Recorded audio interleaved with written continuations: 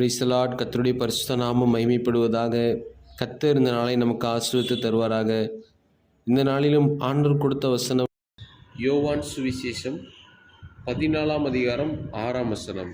அதற்கு இயேசு, நானே வழியும் சத்தியமும் ஜீவனுமாய் இருக்கிறேன், என்னாலே அல்லாமல் ஒருவனும் பிதாவினிடத்தில் வரான் என்று சொன்னார். அல்லேலூயா. ஏனென்றால் பிதாதான் பூமிக்கு இயேசுவை என்ன செய்கிறார்? அனுப்புகிறார்.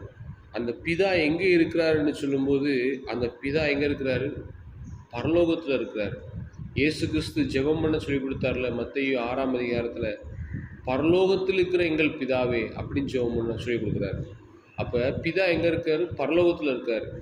இப்போ இயேசு சொல்கிறாரு, நான் பிதாட்ட நான் போக போகிறேன் அப்படின்னு சொல்கிறாரு.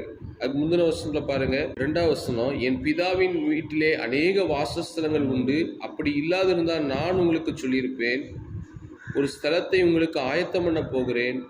நான் போய் உங்களுக்காக ஸ்தலத்தை ஆயத்தம் பண்ணின பின்பு நான் இருக்கிற இடத்திலே நீங்களும் இருக்கும்படி நான் மறுபடியும் வந்து உங்களை என்னிடத்தில் சேர்த்து கொள்வேன் அப்படின்னு சொல்றார். சொன்ன உடனே தான், நான் போகிற இடத்தை அறிந்திருக்கிறீர்கள், வழியும் அறிந்திருக்கிறீர்கள் நேசு சொல்றாரு. உடனே தோமாவுக்குள்ள ஒரு சந்தேகம். அவர் கேட்குறாரு, ஆண்டவரே, நீர் போகிற இடத்தை அறியோமே, வழியையும் நாங்கள் அறியோமே, எப்படி அறிவோம்னு சொல்லி 5ஆம் வசனத்தில் கேட்குறார். உடனே இயேசு சொல்கிறாரு, நானே வழியும் சத்தியமும் ஜீவனுமாக இருக்கிறேன். அந்த பரலோகத்துக்கு போகிறதுக்கு வழி எனக்கு தெரியாதே அப்படின்னு அவன் சொல்கிறான். அப்போ ஏதோ ஒரு வழி இருக்கும், அந்த வழி என்னன்னு தெரியலையேன்னு சொல்லும்போது இயேசு சொல்கிறாரு, வேற குறுக்கு வழியே கிடையாதுப்பா, என்ன விசுவாசிச்சனா போதும், என் மூலமாக நீ எங்கே செஞ்சிடலாம், பரலோகத்துக்கு போயிடலான்னு சொல்கிறார். அப்போ இயேசு கிறிஸ்துவ விசுவாசிச்சா மட்டும்தான் நம்ம எங்கே போக முடியும்? பரலோகத்துக்கு போக முடியும். அவர் சொல்கிறாரு 7ஆம் வசனத்தில், என்னை அறிந்தீர்களானால் என் பிதாவையும் அறிந்திருப்பீர்கள் அப்படின்னு சொல்கிறாரு. அப்போ பிதாவை நம்ம பார்க்க முடியாது. இயேசு கிறிஸ்து சிலருக்கு தரிசனமாக இருக்காரு, ஆனால் பிதாவை ஒருவரும் என்ன செய்ய முடியாது? பார்க்கவே முடியாது. அவருடைய மகிமையை பார்த்தோம் அப்படின்னா செத்துருவோம் நம்ம. அவ்வளோ வல்லமை உடையவர், மகிமை உடையவர். அதான் இயேசுவோட மகிமையை பார்த்தே பத்மு தீவில் கடைசியில் வெளிப்படுத்த விசேஷத்தில் உயிர்த்திருந்த இயேசுவை பார்த்த பத்மு தீவில் யோவான், நான் செத்தவனை போல ஒரு பாதத்தில் விழுந்தேன்னு சொல்கிறார். வெளிப்படுத்த விசேஷம் 1:8 நினைக்கிறேன். நான் செத்தவனை போல ஒரு பாதத்தில் விழுந்தாரு. ஏன்னா அவர் பார்க்குறதுக்கு அவ்வளவு அக்கினி ஜுவாலமாக இருந்துச்சு அவர் கண், இப்படிலாம் சொல்கிறாரு. ஆனால் பிதாவோட மகிமை அதோட பயங்கரமாக இருக்கும். இப்போ இயேசு சொல்கிறாரு, என்ன நீங்கள் அறிஞ்சிக்கிட்டீங்கன்னா நீங்கள் யாரையும் தெரிஞ்சுக்கலாம், பிதாவையும் தெரிஞ்சுக்கலாம். இப்போ ஒரு சிங்கக்குட்டியை பார்த்தோம் அப்படின்னா சிங்கம் எப்படி இருக்குன்னு சொல்லி, பெரிய சிங்கம் எப்படி இருக்குன்னு சொல்லி சிங்கக்குட்டியை பார்த்தா என்ன செஞ்சிடும்? தெரியும். ஒரே மாதிரி தான் நிச்சயம் இருக்கும். அதுதான் ஆண்டவர் சொல்றது, என்ன நீங்கள் அறிஞ்சிட்டிங்கன்னா பிதாவையும் நிச்சயலாம் அறிஞ்சிக்கலாம். இவருடைய சுவாபம் தான் பிதாவுக்குள்ளே நிச்சயம் இருக்கும்.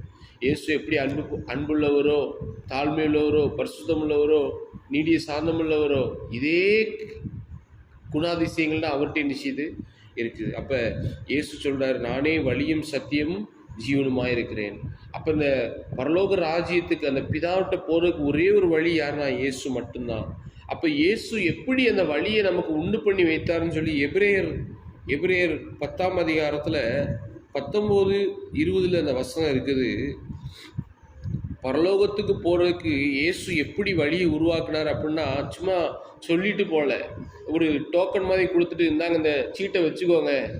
இப்போ நம்ம ஜாமான் வாங்குறதுக்கு 1000 ரூபா கொடுக்காங்கல்ல ரேஷன் கடையில், 1000 ரூபா வாங்குறதுக்கு முன்னாடி ஒரு டோக்கன் கொடுத்துருவாங்க கையில். அதை கொண்டு போய் கொடுத்தோம்னா 1000 ரூபா கையில் கிடச்சிது. அது மாதிரி பரலோகத்துக்கு ஒரு சீட்டை எழுதி கொடுத்துட்டு போகல ஆண்டவர்.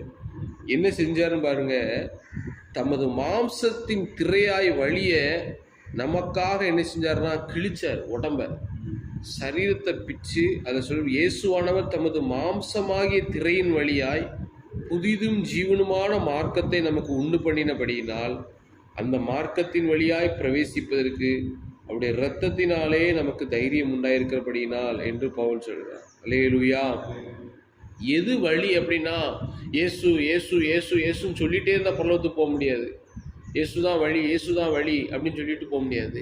இயேசுவே ரத்தத்தினால என் பாவங்களை மன்னிங்க, எனக்காக தான் சிலுவையில் நீங்கள் மறிச்சிங்கன்னு சொல்லி யார் வாயினால சொல்கிறாங்களோ அவங்களுக்கு ஆண்டவர் பாவ மன்னிப்பை தந்து, அதான் அந்த இரத்தத்தினாலே நமக்கு தைரியம் உண்டாயிருக்கிறது.